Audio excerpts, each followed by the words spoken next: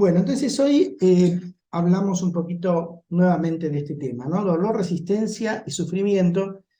Y este tema es lo que nosotros en Calma llamamos circuito DRS o patrón DRS. Es más correcto llamarle patrón, porque la realidad es que las relaciones que existen entre dolor, resistencia y sufrimiento en el ser humano es un patrón, y un patrón bastante constante, ¿no? Tal vez para cuando uno habla de dolor y sufrimiento, de alguna manera o de otra siempre uno termina refiriéndose al Buda, ¿no? Porque realmente fue uno de los personajes históricos iluminados que destinó su vida al estudio del sufrimiento, su origen, sus causas y cómo poder transitarlo y cómo poder transitar una vida con el menor sufrimiento posible, ¿no? Esto es una de los monumentos que están cerca de Hong Kong, no me acuerdo del lugar, sobre el Buda sentado arriba de una flor de loto, ¿no? Pero hay 3 o 4 monumentos en Buda en Asia que son altísimos. Este creo que tiene 34 o 35 metros en sí, está en una cima. Y si hablamos de Buda, como para entrar al tema, la verdad que el tema del sufrimiento se puede entrar por muchos lados. A mí me gusta entrar por un poco nombrarlo a Buda porque lo considero un maestro que fue el primero que realmente lo abordó a fondo. Si bien no se sabe exactamente cuándo nació Buda, ni tampoco dónde nació exactamente, se cree que su nacimiento estuvo ahí entre el 563 y el 483 a.C., o sea, más o menos unos 5 siglos antes del nacimiento de Jesucristo, en una región que se llamaba Sakya, que esta región, que actualmente obviamente no está, estaba en el límite de Nepal y la India. En esta región que ven acá, creo que se ve el mouse. Algunos dicen que nació en Lumbini. Lumbini me tomé un poco digamos, el trabajo de buscarlo bien en Google Maps, y es esta región, este estado de Nepal. Pero otros dicen que no, que nació en esta región, que es más la región de Benarés, que fue incluso la región donde él dio su primer discurso. Era de una familia aristocrática, algunos consideran que era el hijo del rey de Sakya, y a la edad de unos 30 años aproximadamente, cuando salió por primera vez del palacio donde él vivía y vio el sufrimiento encarnado de diferentes maneras en el pueblo, volvió profundamente conmovido y movilizado de tal manera que decidió empezar a estudiar por qué se generaba el sufrimiento. Y así fue que huyó de su lugar, en donde estaba cómodo, bien, en donde tenía un hijo, su esposa, y en donde de alguna manera estaba en una familia que era noble, y los siguientes 8 a 10 años se dedicó a estudiar y practicar con diferentes personajes de la época, ascetas, o sea, gente que se dedicaba a meditar, a ayunar, y que creían que con el ayuno iba a disminuir el sufrimiento, o se iba a encarar el sufrimiento de otra manera, y se iban a encontrar por ahí las raíces del sufrimiento. Y bueno, Buda revolucionó absolutamente todo, porque en un momento cuando ya no tenía una buena satisfacción de todo lo que había transitado con diferentes maestros, decidió él solo comenzar su meditación, esa meditación tan descrita de 45 días abajo de un árbol específico, y fue cuando transitó por un montón de estados y llegó a la iluminación. Y cuando volvió, digamos, terminó esa meditación, ese encuentro con su propio ser, con sí mismo, que nunca otro, por lo menos públicamente, había logrado, fue cuando a algunos de los de los meditadores, de los, digamos, entre comillas, monjes, o que luego serían monjes, que estaban cerca de él, lo escucharon en su primera prédica, en donde habló de las 4 nobles verdades. Y las 4 nobles verdades tienen que ver con el sufrimiento. La primera es la noble verdad de la existencia del sufrimiento. Entonces Buda decía, bueno, el nacimiento es sufrimiento porque la criatura no es que llega en un lecho de rosas, sino que tiene que transitar por un canal del parto y por determinadas circunstancias que son traumáticas, no son inocuas. La vejez es sufrimiento, la enfermedad es sufrimiento y la muerte es sufrimiento. Y esos son 4 constantes en la vida que hay que aprender a aceptar y que vienen con la misma esencia de el llegar a este mundo y vivir. Pero él decía, asociarse con lo indeseable también es sufrimiento. O separarse de lo que es deseable, de lo que uno quiere, de lo que uno desea. O no conseguir lo que uno desea también es sufrimiento. Y eso un poco lo llamó sufrimiento secundario, un sufrimiento que está más relacionado con el origen del sufrimiento, que es la segunda noble verdad, y que es el deseo y el apego como causas de sufrimiento. Buda decía, todo tipo de deseo genera, para decirlo en lenguaje actual, una expectativa, genera que yo me apegue a resultados, y eso obviamente va a generar sufrimiento. El deseo en sí mismo trae el germen del sufrimiento y el apego también. Pero él dice, existe otra noble verdad, que es la cesación, la terminación del sufrimiento. Podemos cesar de sufrir, podemos terminar de sufrir, podemos dejar de sufrir. Y eso se logra gracias a la liberación de ese deseo y también la no dependencia de ese deseo, el desapego. En especial el desapego de todo lo que tenga que ver con lo material y los objetos de deseo que tenemos desde la mente. Y la cuarta noble verdad para él tiene que ver con una serie de recomendaciones, de una especie de decálogo, pero no eran 10, sino que eran 8 puntos que él nombra como recomendables para poder seguir con estricta vigilancia y con plena intención para permitir una vida con bienestar, libre de sufrimiento, sin deseos, sin apegos. Y eso es lo que él llamó noble octuple sendero. Que bueno, en algún momento por ahí podemos comentar aquí en alguna de las charlas. Pero me parece que hoy con concentrarnos y conocer que Buda se le debe esta revelación de haber descrito las 4 nobles verdades en relación al sufrimiento es algo realmente muy importante. Bueno, todo esto está escrito porque la tradición budista fue oral, como ocurrió con otras tantas tradiciones o filosofías, la taoísta también, y está escrito en unos textos sagrados del budismo Theravada que se llama Canon Pali. Es una foto simplemente como para que lo conozcamos.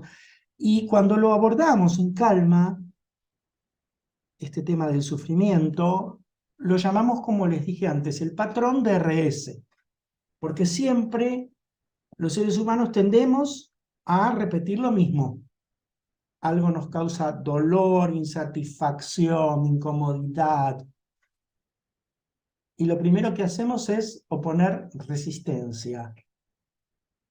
No lo tomamos transitando la experiencia que nos está ocurriendo en ese momento sin juzgarla, sino que la juzgamos, la criticamos, la evadimos, tratamos de reprimirla, de negarla.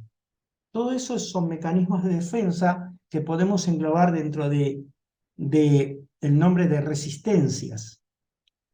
Y el dolor, cuando se suma a la resistencia, en realidad tratando de hacer un, una especie de modelo matemático, el dolor por la resistencia siempre genera sufrimiento.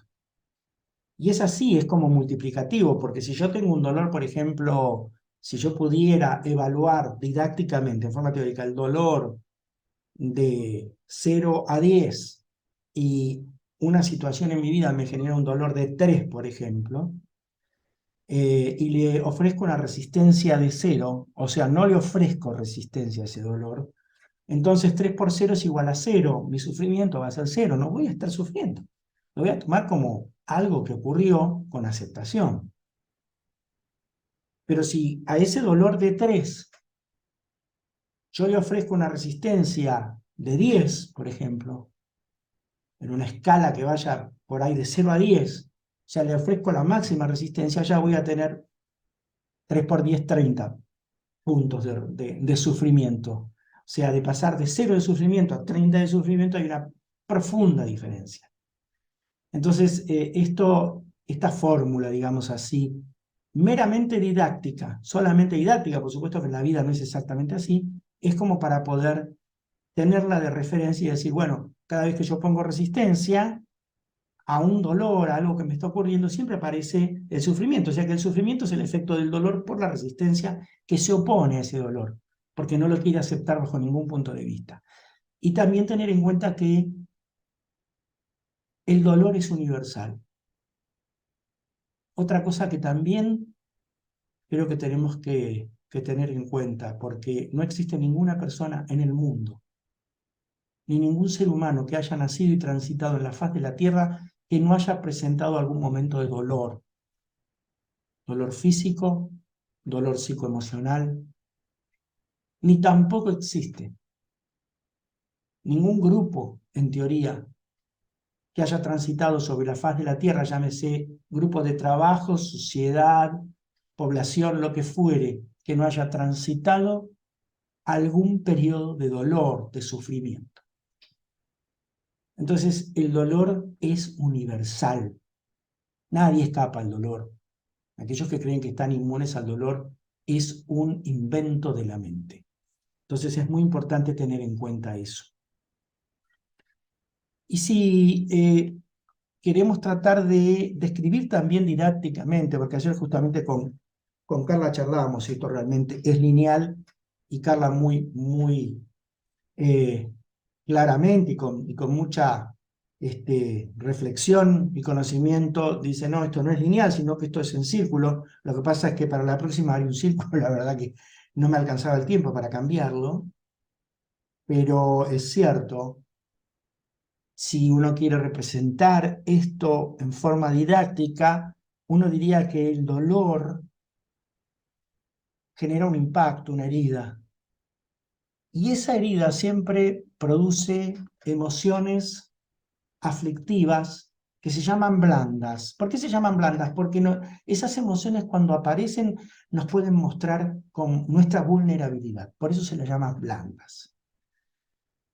Son emociones del tipo de la angustia, la tristeza, la pena, la soledad impuesta, ¿no? No por elección, el miedo, la culpa, la ansiedad. Hay muchas. Y al conectarnos con las emociones blandas, claramente, como no nos podemos sentir vulnerables ni con nosotros mismos ni con los demás, se generan los mecanismos de resistencia que ahora vamos a ver en un ratito. Y los mecanismos de resistencia tienen como resultado la interposición de otra catáfila de cebolla, digamos así, de otra pared de emociones por delante de las emociones blandas, que se llaman emociones duras. ¿Por qué emociones duras? Porque cubren la vulnerabilidad que nosotros tenemos como seres humanos. Nosotros como seres humanos somos vulnerables. Hay que comprender eso. Entonces estas emociones duras intentan poner una defensa. Y esas emociones duras son la ira, el enojo, la irritabilidad, la queja, la crítica, la arrogancia muchas veces, la negación, la indiferencia. con respecto a lo que nos ocurre, con respecto a las emociones blandas y con respecto al dolor. Pero todas estas emociones duras y todo este producto que se produce también nos trae más sufrimiento y dolor. Y eso es a lo que ayer charlábamos con Carlos. O sea, volvemos, fíjense como si fuera imaginariamente que desde las emociones duras volvemos nuevamente a generar dolor. Y esto es como una espiral que pasa por un montón de etapas, ¿no? Y esto simplemente es un modelo teórico, como para que nosotros podamos entender qué pasa con el dolor y las emociones, qué ocurre con ese impacto, esa herida y la resistencia que se produce y el sufrimiento. Si de repente la herida, el impacto se genera a través de un dolor que es emocional, por ejemplo, no sé, una discusión con un ser querido, familiar, pareja, amigo, lo que fuere, compañero de trabajo, por ahí podamos sentir, no sé, desamor, por ejemplo. Estoy poniendo un ejemplo, ¿no? Eso no quiere decir que se sienta siempre lo mismo. O tal vez se sienta por allá mismo pena. Y el producto va a ser entonces justamente las emociones blandas de angustia, de culpa, tal vez ansiedad, tristeza. Y como me voy a sentir vulnerable ante ese ser querido y no puedo permitírmelo, en un primer momento no puedo permitírmelo. ¿Por qué? Porque la mente no me lo permite, porque nuestra mente está estructurada de esa manera. No nos podemos mostrar vulnerables. Entonces, apelamos a la resistencia. Ahora vamos a ver cuántos mecanismos puede haber entre un montón que hay de resistencia y a costas incluso de cierto aislamiento, porque nos vamos a encerrar en nosotros mismos, aparece el enojo, la ira, la irritabilidad, y tal vez hasta nos maltratemos a nosotros mismos porque no nos vamos a brindar el cuidado que nos corresponde en este tránsito, y también maltratemos al otro. Incluso por ahí no a la persona con la cual tuvimos esa discusión, estamos dando un ejemplo nada más, sino también a otros, ¿no? Que no tuvieron nada que ver. Y tal vez si es algo físico, una dolencia, cuando comienza o cuando se hace sintomática y aparece esa combinación de esa dolencia en cuanto al dolor físico y emocional, aparezca incertidumbre, aparezca tal vez miedo, aparezca una parálisis, una, un detenimiento, como un congelamiento, que está generado por el impacto tan importante y que seguramente puede estar mediado por el mismo vago dorsal en parte, y como, por ejemplo, emociones blandas puede aparecer miedo a lo que me pueda ocurrir, angustia por lo que estoy cursando, ansiedad por no saber cómo me va a ir, tristeza por estar enfermo, por tener un dolor, y pueda también generar resistencia, y esa resistencia también me genera hasta enojo conmigo mismo o irritabilidad conmigo mismo y con los que me rodean, e incluso alteraciones de mi tono anímico, de mi timia, o sea, distimias, desde alteraciones relacionadas más con alteración del estado de ánimo sostenido o incluso yendo a una depresión. Y claramente esto retroalimenta de alguna manera esa dolencia porque empeora tal vez mi enfermedad, porque empeora mis síntomas, porque me empeora emocionalmente. O sea que esto es simplemente una forma de verlo didáctica, como una flecha, que ya veremos cómo lo podemos cambiar, porque en realidad es como una espiral, como bien charlábamos ayer. Pero bueno, es simplemente como para poder comprenderlo, ¿no? Y acá por ahí algunos de los mecanismos de resistencia: impaciencia, inseguridad, decepción, yo estoy decepcionado, o arrogancia. Acá hablamos ante cualquier tipo de dolor o dolencia que ocurra, ¿no? incluso dolor y dolencias crónicas, ¿no? Que van y vienen.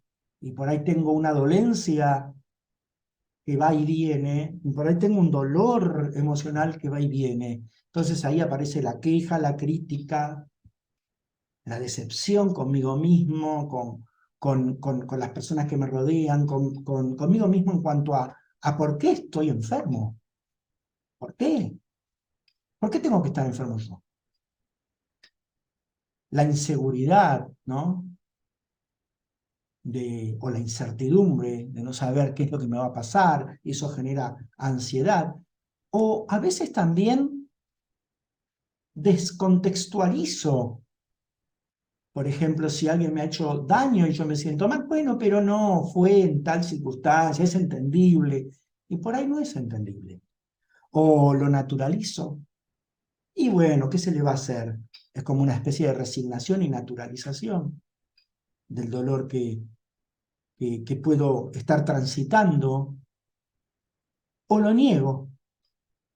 Tal vez pierda a alguien querido, o no, no por ahí hasta físicamente porque se haya ido, sino que se fue de mi vida. Y hay una desconexión, entonces por ahí lo niego. O tal vez haga algún mecanismo por evitación para no tener que enfrentarme a las situaciones que me generan dolor. O lo racionalice o proyecte mis síntomas en otro.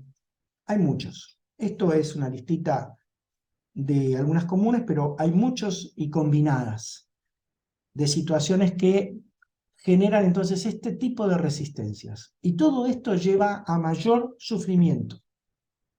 Porque si yo estoy decepcionado, sufro. Si me quejo, sufro. Si critico, sufro.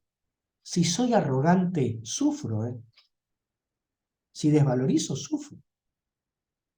Si niego, sufro. Si lo evito, sufro. Todo me lleva a mayor sufrimiento. Todo ayuda y puede estar perfectamente combinado.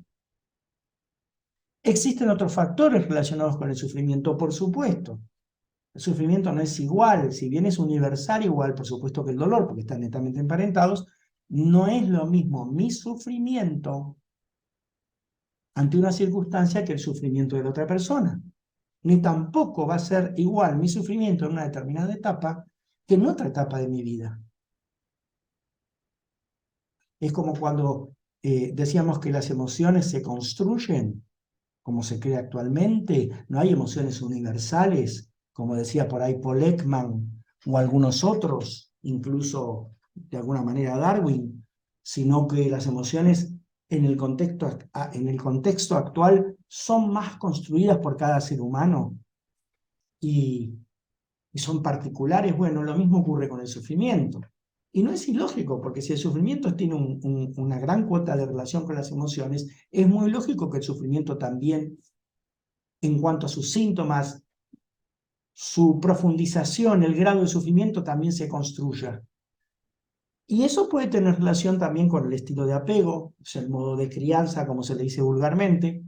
Si los padres o cuidadores tuvieron con el niño un estilo de apego más seguro, más inseguro, con las creencias limitantes que fui aprendiendo en mi vida, y acá tiene que ver mucho lo religioso, lo cultural, lo moral, lo ético, con cómo me fui relacionando con mi crítico interno, con mi autocrítico, si puedo sacar lo mejor de mi autocrítico y tratarlo con compasión, o no, o soy una víctima de mi autocrítico.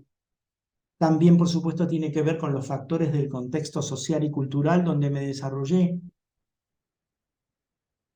y también con los factores del contexto ambiental, con una suerte de estos últimos de componentes epigenéticos del sufrimiento, ¿no? De alguna manera. Pero claro, todos los mecanismos de defensa que echamos manos cuando algo nos duele y tenemos sufrimiento, sea queja, resignación, ira, negación o evitación, como dice aquí, ninguno es efectivo.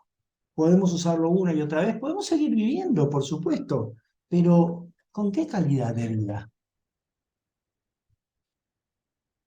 Y no me refiero a la calidad de vida física, o si tengo 3 autos, 2 yates, una casa en la costa y hago surf en una tabla de oro.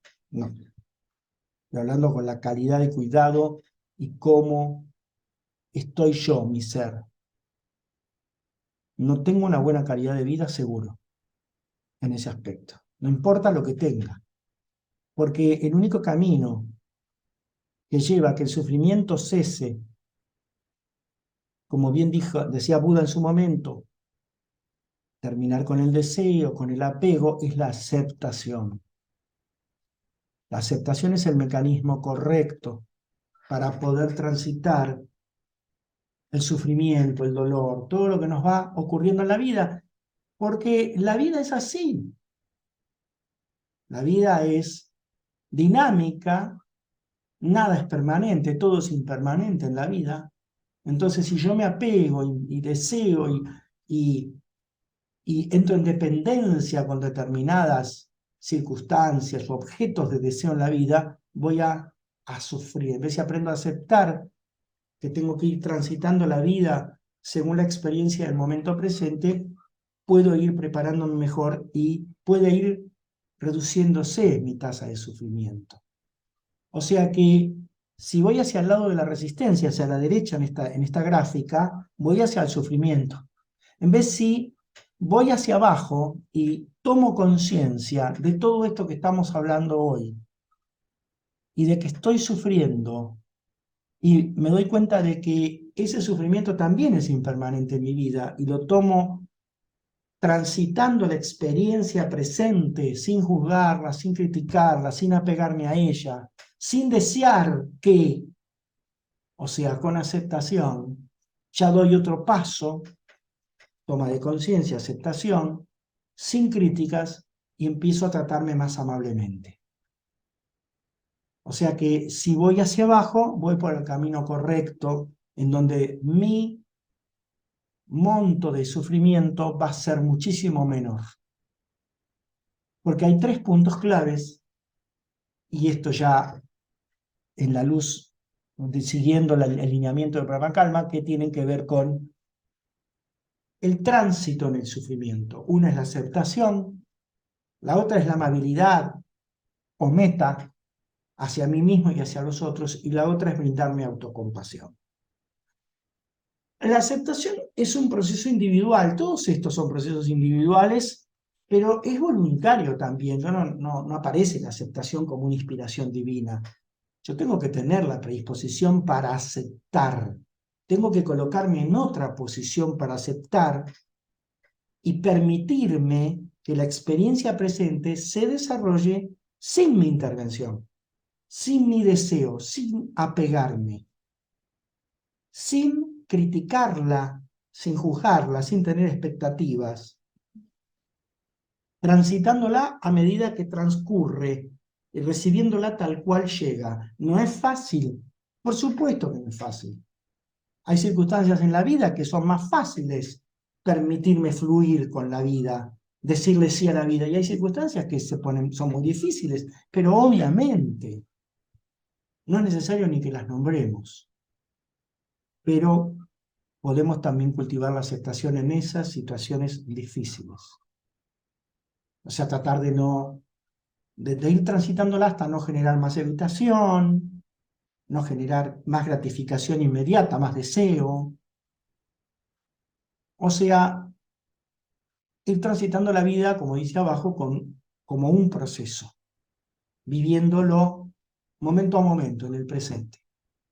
Eso sería el camino ante las circunstancias más simples que nos incomoden, las circunstancias más graves, que nos va a llevar mucho más tiempo poder transitarlas, pero que podemos hacerlo. Tara Brach, la psicóloga americana, una de las cofundadoras de la Insight Meditation, que es un grupo que enseña meditación de tipo budista en Estados Unidos. Ella habla mucho de la aceptación radical como el grado máximo de aceptación, Y ella dice que es la disposición a experimentarnos tal como somos y vivir nuestra vida como es. Eso es como ella define la aceptación radical. Es lo que nosotros en Calma, porque ustedes saben que en Calma nos gusta cambiarle los nombres a todo, es lo mismo, lo único que decimos, esto es igual que esto, es la aceptación incondicional. Si yo no pongo ningún tipo de condición para aceptar, sino que acepto, simplemente acepto. Pero habitualmente nos cuesta porque huimos de la frustración, tratamos de huir también de los sentimientos negativos, por supuesto tratamos de esquivarle al dolor todo lo que se pueda, a las diferentes adversidades que pueden aparecer en la vida, a pesar de que todo ello, todo eso, todo y mucho más, es parte integral de nuestra vida y es para nuestro propio crecimiento y aprendizaje. Sí, son aprendizajes dolorosos, sí, es cierto, pero el rédito, el aprendizaje que se saca es muy, muy rico. Entonces, optamos por alejarnos de las emociones, nos quejamos de las situaciones que nos ocurren, protestamos internamente por lo que nos sucede y a veces también externamente. O sea que, de alguna manera, presentamos batalla ante todo, ante la realidad, todo lo que nos va, o sea, lo que va transitando, lo que vamos transitando y que nos genera incomodidad, molestia, eh, digamos, situaciones que nos hacen sentirnos mal. Y vamos entonces hacia la evitación de lo desagradable y la gratificación instantánea. Esos son los dos puntos que se unen en este camino que toma la sociedad desde hace mucho, en donde cada elemento tiene un juego y que lamentablemente no es lo mejor para poder transitar lo que no, nos, nos toca vivir. Marsha Linehan, que es un personaje fundamental en la psicología moderna, es la creadora de la terapia dialéctico-conductual, dice que aceptar lo que nos toca, o lo que toca vivir es aceptación, es poder transitarlo a pesar de que no nos guste o no estemos de acuerdo. Es decirle sí a la vida, dice, ahí es la frase, ¿no? O sea, dar la bienvenida a la realidad tal cual es. En definitiva, ella habla igual también de lo mismo que habla Tara Brach, o sea, de la aceptación radical, de esa aceptación incondicional. Tal vez tengamos que empezar a transitarla y a practicarla con situaciones que si bien son dolorosas, no son tan dolorosas. Entonces, no pretendemos controlarlas tanto, podemos soltarlas un poco. Y de a poco ir tomando mayor conciencia para ir transitándola en situaciones que sean más dolorosas. Y cuando lleguemos a transitarla en situaciones inesperadas, ahí estamos en el tope de la incondicionalidad o en el tope de lo radical, ¿no? El segundo componente para transitar y para ir modificando nuestro interior y nuestra relación con el sufrimiento es la amabilidad. Es lo que nosotros llamamos en Calma el dominio de la amabilidad o el universo meta. Porque si Marvel con sus superhéroes tiene un universo, Calma también tiene otro universo, que es el universo meta, dicho así en forma graciosa. Y meta, ustedes saben lo que es el amor incondicional, el amor benevolente.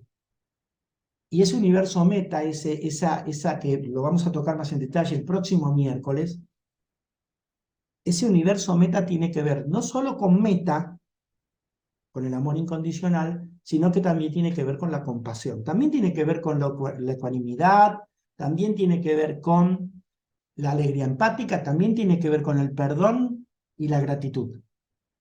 Hay varios elementos dentro de lo que nosotros llamamos universo meta o dominio de la amabilidad, en calma. Pero por lo menos vamos a referirnos la semana que viene a un poco más en detalle a Meta, porque Meta merece una charla solo para Meta, porque es el origen de todo. Porque si hay algo de lo que estoy convencido, y esto lo digo a título personal, y por supuesto que cada uno puede estar en desacuerdo, si hay algo de lo que estoy convencido es que realmente el origen del cambio es meta. El origen del cambio personal e interpersonal es meta. Amor incondicional. Porque, ya lo vamos a ver la semana que viene, meta no es un amor idealizado, como a veces se cree. No, meta es amistad, meta es gratitud, meta es bondad, meta es generosidad. Es mucho más de lo que nosotros creemos, meta. Por eso creo que meta es el origen de todo. Y cuando ese amor incondicional está enfocado hacia que no exista sufrimiento o que se ayude a cesar ese sufrimiento, eso es karuna, eso es compasión. La semilla de la compasión es meta. La semilla de la empatía es meta. La semilla de la generosidad es meta. La semilla de la alegría es meta. Entonces, esto es así.